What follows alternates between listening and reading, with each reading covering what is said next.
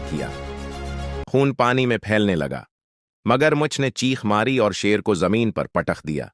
दोनों के जिस्म जख्मी हो चुके थे, लेकिन अफ्रीका के घने जंगल के बीच एक बड़ा सा दरिया बहता था। इस दरिया के किनारे पर पानी हमेशा ताजा रहता, इसीलिए जंगल के सब जानवर अपनी प्यास बुझाने वहां आया करते। लेकिन इस दरिया के पानी पर कब्जा था एक खौफनाक मगरमच्छ का। इसकी जसामत इतनी बड़ी थी कि जब वो पानी से निकलता तो पूरा किनारा कांप जाता। इधर जमीन पर हुक्मरानी कर रहा था एक ताकतूर बबर शेर, जिसे जंगल का बादशाह कहा जाता था। कई दिनों से वो शेर इस दरिया के पानी पर कब्जा करना चाहता था ताकि सारा जंगल उसके आगे झुके। पहली झड़प। एक दिन शेर अपने झुंड के साथ दरिया के किनारे आया। जानवरों ने सांस रोक ली। मगरमच्छ पानी से आहिस्ता आहिस्ता ऊपर आया और अपनी सरख आंखों से शेर को घूरने लगा। शेर धाड़ा, इसकी आवाज दरख्तों को हिला गई। मगरमच्छ ने पानी छिपाक से उड़ाया और धड़ाम से बाहर आ गया। पहला वार शेर ने किया।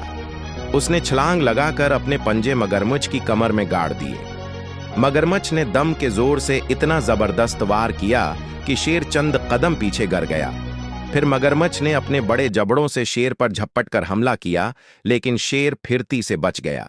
पूरा जंगल गूंज रहा था। परिंदे आसमान पर उड़ गए, बंदर चीख चीख कर दरख्तों पर भागने लगे और हिरन दूर दूर भागकर सहम गए। जंगल के सब जानवर इस जंग को सांस रोके देख रहे थे। जंग का अरूज। कुछ देर बाद शेर ने मौका देखकर मगरमच्छ की गर्दन पर वार किया। खून पानी में फैलने लगा। मगरमच्छ ने चीख मारी और शेर को जमीन पर पटक दिया। दोनों के जिस्म जख्मी हो चुके थे, लेकिन किसी ने हार नहीं मानी। घंटों तक ये जंग जारी रही। कभी शेर गालिब आता, कभी मगरमच्छ। कभी शेर की धाड़ गूंजती, कभी मगरमच्छ का पानी में जोरदार हमला सबको दहला दिए। आखिरकार शेर ने अपनी पूरी ताकत जमा की और एक फैसला कुनवार किया। मगरमच्छ शदीद जख्मी होकर पानी में वापस जा गिरा। दरिया का पानी खून से सर्ख हो गया। जंगल ने फैसला सुन लिया। इस दिन से दरिया पर भी शेर की हुक्मरानी कायम हो गई। लेकिन जंगल के बूढ़े जानवर आज भी कहते हैं कि वो मगरमच्छ मरा नहीं, बल्कि दरिया की गहराइयों में छिपा हुआ है। जो भी रात को अकेला पानी पीने जाए, उसे कभी वापस आता नहीं देखा गया। वीडियो एंड तक लाजमी देखन, लाइक एंड सब्सक्राइब करें।